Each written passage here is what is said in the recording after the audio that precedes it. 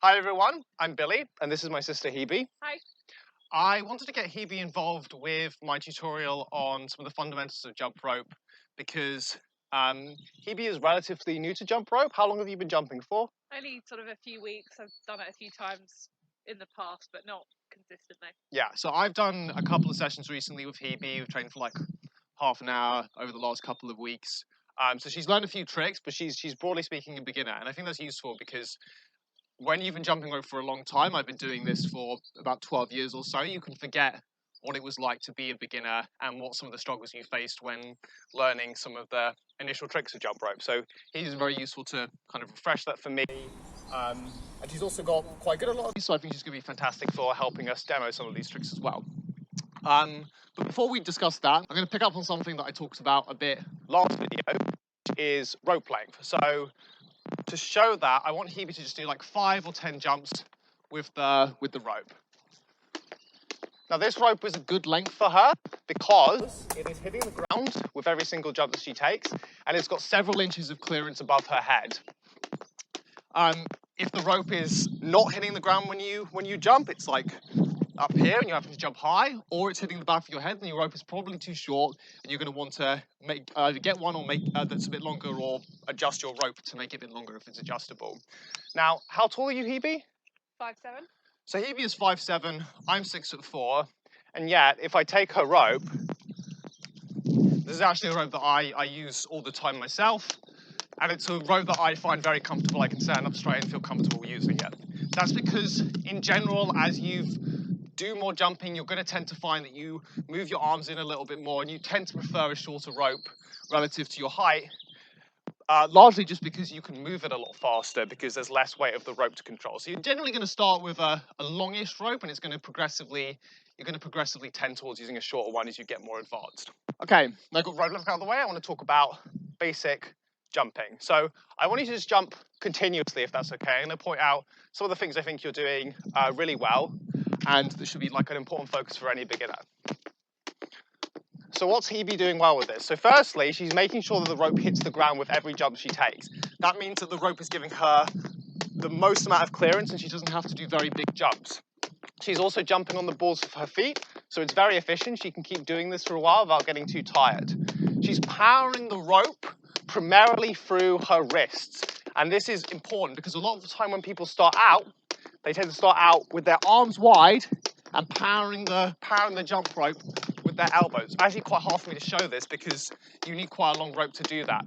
But focusing on your wrists allows you to get a much more efficient motion that's also more consistent because your wrists are able to make much smaller circles. Similarly, she's got her elbows tucked into her chest, and that's keeping her circle nice and narrow, which is giving her a nice big loop to go over her head. You want to stop there, Hebe? So those are some of the key things you want to focus on when you're doing your basic jumps. Now, what Hebe was doing there is called a single bounce because she was doing one jump for every turn of the rope. When people are starting out, they often like to do what's called a double bounce, which is where you jump and you do a little hop in between each jump. Now, I've seen some people criticize the double bounce, but I actually think it's absolutely fine when you're starting out and you're just getting used to the motion of the rope to start out with a double bounce and just like focus on getting those wrists under control, especially if you're just hitting your feet and struggling to get the use of the single bounce. But this is the kind of thing you want to progress to and the kind of level that you'd hope to be at before you start learning your tricks. Okay, next up, I'm going to talk about footwork a little bit. So I'm actually going to teach one footwork trick, and I'll explain why in a moment. But the trick I'm going to teach you is the running step. So actually, Hebe knows this one. Do you want to show the running step footwork?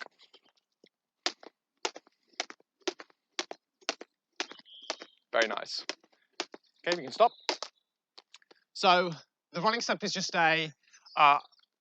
it's just basically doing like the steps of running while you are using a jump rope. Now, when people learn this trick for the first time, one of the things I think they often do by mistake is they do this as a double bounce, which ends up looking something like this. And it's very hard, I tend to find, to go from that to the running step and single bounce. So I don't actually suggest that you start there.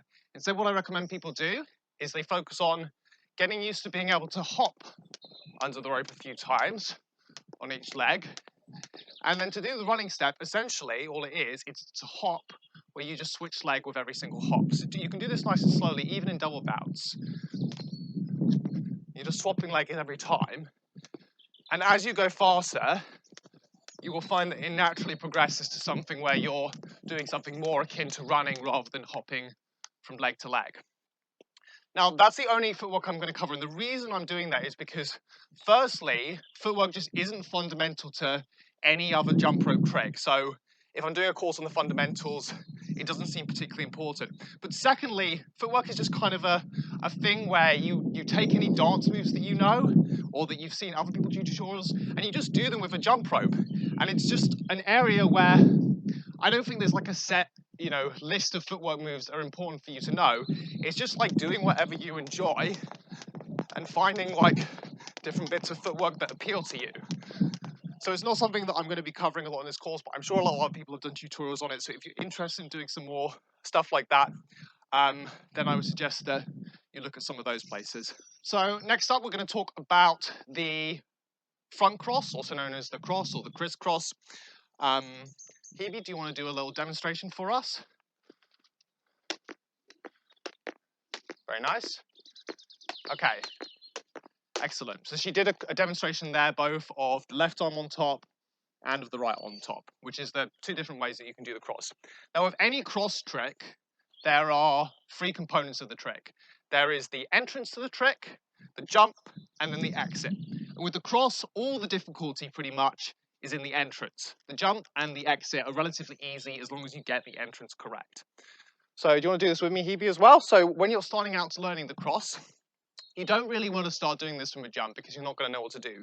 Just start with your rope behind you, and we're just going to try and swing it over our body in a cross, and we're not going to jump it. So there's a few things that you're going to want to focus on to make sure that this is going correctly. So firstly, where are my arms going to cross? We're going to want to cross this big enough for the rope to go under my feet. So I tend to find that crossing your upper forearms is about the right place. Elbows is fine, but a little further, it's a little uncomfortable. Wrists is really too narrow. Like I don't have much space, any margin for error. So I think upper forearms tends to be the place to go.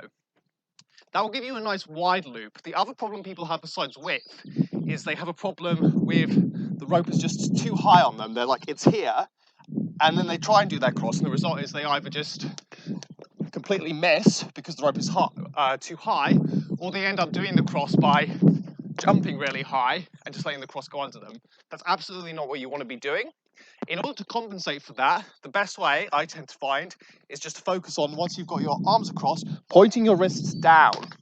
And that gives you lots of margin. You can see the amount of slack Hebe has in her rope. She's got lots of width and lots of height to jump in. The last thing I think it's important to focus on is just making sure that you're moving your arms synchronously, so that you're moving them at the same time. If you move them at different times, then the rope is going to end up going potentially to the side of you. So we want a nice smooth motion of arms going across at the same time.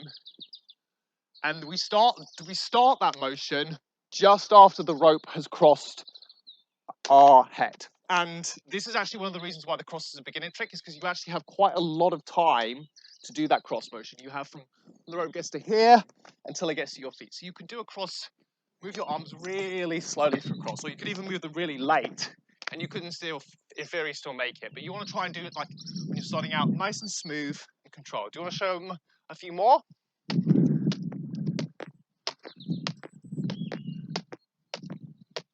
Very nice. That's control. So Hebe's still learning, so she's still jumping a little higher than she does in her normal jumps to make sure she gets over it. I think she's also probably making a bit of extra effort to get it for the camera. But as she gets better, she's going to find that you don't even need to do a much bigger jump at all than she would do with a normal jump. Okay, next we're going to talk about side swings. Hebe, do you want to show what the side swing looks like? Very nice. Okay, you can stop. So the side swing is a really important trick because, well, it's arguable whether it's a trick or not, but it's a very important move for being able to transition from different tricks. And we're going to see that in a little bit, because after we've covered the basic side swing, we're going to talk about going from a side swing to an open jump, or going from a side swing to a cross. So when people are starting out the side swing, you can do this with me as well, Hebe, I tend to think that it's good just to get used to the motion. You don't want to do this very long, just to put your hands together and then just try moving the rope past your body in a kind of figure of 8 motion. And with this, you want to be focusing on making sure that you're not swinging out to the side, so you're not like ending up wrapping the rope around your neck, that you're focused on pulling the rope backwards and forwards so that it's going parallel to your body. It's nice and tight, it's nice and smooth, and it's not veering off to the side in either direction. So you shouldn't end up flinching when the rope comes over. Now, I think having your hands together is both, it's not super practical when you want to open up because the rope can easily get tangled in the middle. So you are going to want to start, as you got used to that, bringing your hands apart. And I think a good way to learn this is to just focus when you're moving your hands on doing kind of little crosses as you go over your body in a kind of figure of 8 motion. So I start here, my right arm goes over my left, then my left goes over my right. I've got this nice smooth figure of 8 motion. And this is a good way to start learning the cross. And you should be finding that the rope is maintaining a nice constant loop. It's not getting tangled in the middle as you do that. Pause. Now, the next thing I'm going to say about side swing is something I only realized about a year ago, but it's very important. So even if you've been doing jump rope for maybe a few months or a year or something, if you don't know about this, then it's definitely a really useful thing to know.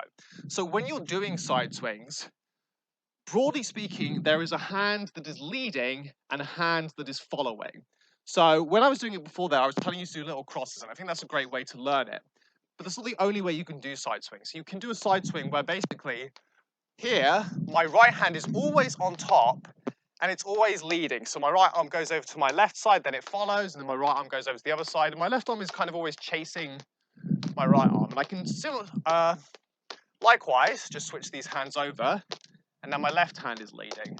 And what I realized I was doing about a year and a half ago was I was pretty much always doing my side swings with my right arm leading.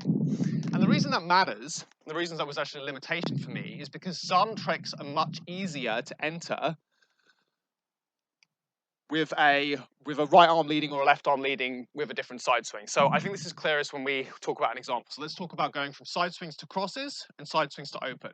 Do side swings to crosses first, because I actually think it's a little bit easier to explain.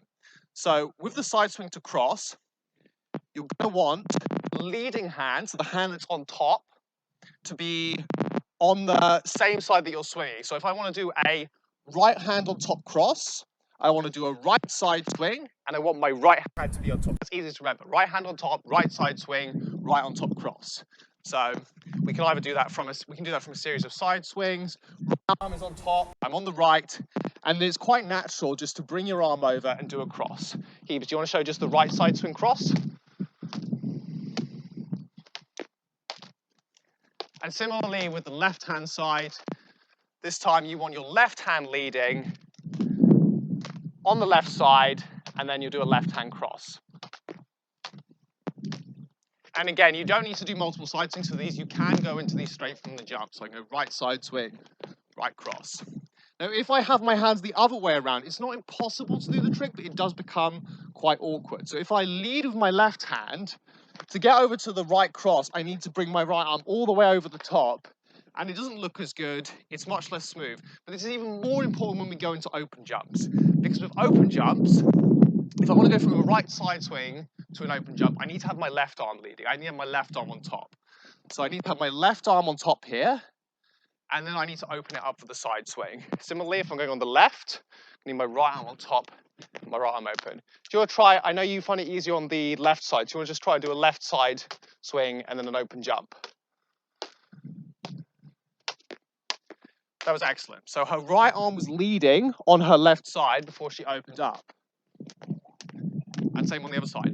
If you get this one wrong, then it becomes really hard to go. So if I do left arm underneath and then open, what you tend to find is you always get this little tangle in your ropes as you try and open it up. So your rope ends up like twisting like this.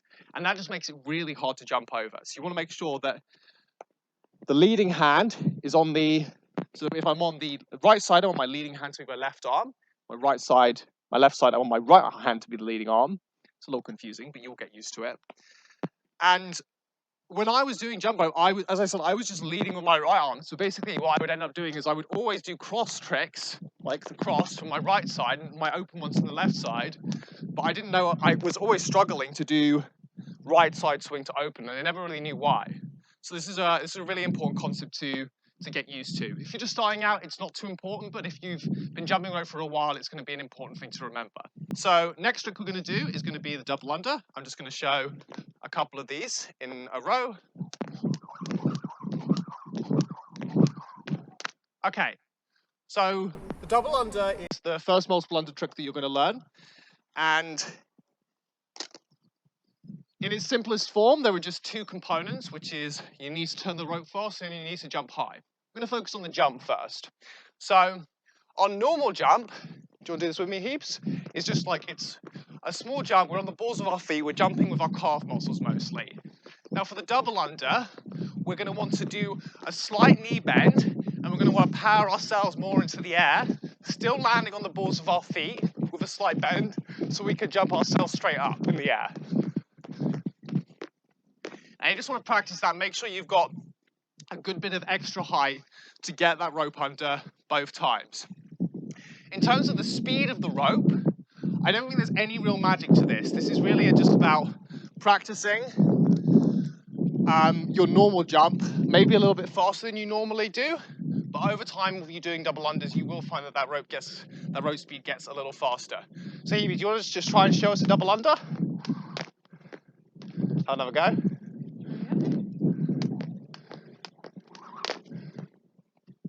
We'll try. Okay, that's all right. So I've given Hebe a plastic rope there. This is a bit easier to do with a lighter rope like plastic rope. Hebe's still working on these a bit. She can't do consecutive double unders, but she can do one at a time. And that's likely how you're going to want to start too. Now, a couple of issues that people have with a double under, I think they mainly pertain to the jump. So when Hebe was learning these, she used to have a bit of a problem, and a lot of people do this, where she would kick her heels back towards her butt. Do you actually want to show them a double under like that to show what I mean? So this is deliberately with a bad form. Yeah. So she did get the rope under, but the reason that I advise against, there's two reasons I advise against doing this jump. The first is when you kick your heels back to your butt, your foot usually still ends up pointing down, and your foot is also further behind you. So when the rope goes underneath you, because the rope's coming up, it still has a good chance of getting caught under your feet. So you're really not helping yourself get that much more air. But the second reason is just that when you do this jump, I tend to think it's just much harder to keep the momentum going if you want to do consecutive double unders, to be able to spring. That's quite awkward to do consecutively compared to that where you're more like a pogo stick. So that's what you want to avoid. So Hebe at the moment, instead, is she's trying to bring her knees up a little bit more to get the extra height she needs. Now over time, she's going to want to stop doing that. She's going to want to get a jump that she's able to just turn her rope fast enough that she doesn't need to do these little knee lifts. But I tend to think that when you're learning, you're getting your first few double unders, it's perfectly fine to do little adjustments like that. And over time, just work on spinning the rope fast enough that you can get the double unders smoothly. Want to show it one more time? Very nice. Last thing we're going to talk about is backwards jumping. Do you want to show like 3 to 5 backwards jumps? Okay, that's good. So Hebe's still working on these a bit, but they've come along a long way. Now, why is backwards jumping harder than forwards jumping? I think it happens for 2 reasons. Firstly, there's an obvious reason, which is just that when you're going forwards, you see the rope, especially when you're starting out and you're going slowly, you see the rope, you can look down, you can see the rope about to come, and that gives you kind of a visual idea of when to jump. When the rope's going backwards, you have no idea where it is. And that means that you have to get a feel for the timing. This is why I think like doing some practice with forwards jumping, getting used to the feel of the rope, being able to close your eyes and sense when you're supposed to jump, that's the kind of position you want to be in with backwards jumping, because you're not going to have that visual aid anymore. The second reason is that when you're doing backwards jumping, there is a temptation a really strong temptation to want to use your elbows because the rope is in front of you. You want to lift it up over your head. And the most obvious way to do that is bend these elbows and flip it up. Problem with that is that the rope's just going to end up hitting your thighs.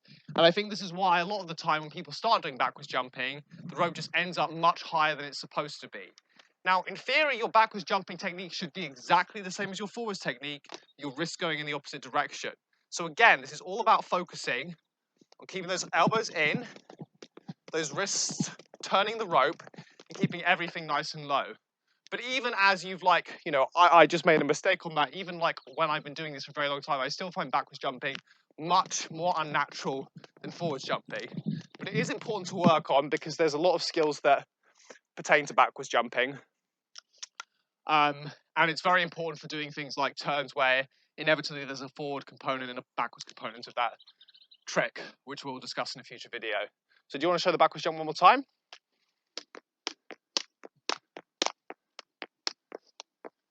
Okay, definitely getting there, still a little bit high. We're making great progress. So that's all I want to talk about today, guys. Thank you very much for watching, and thank you, Hebe, for helping us out by showing some of these tricks off.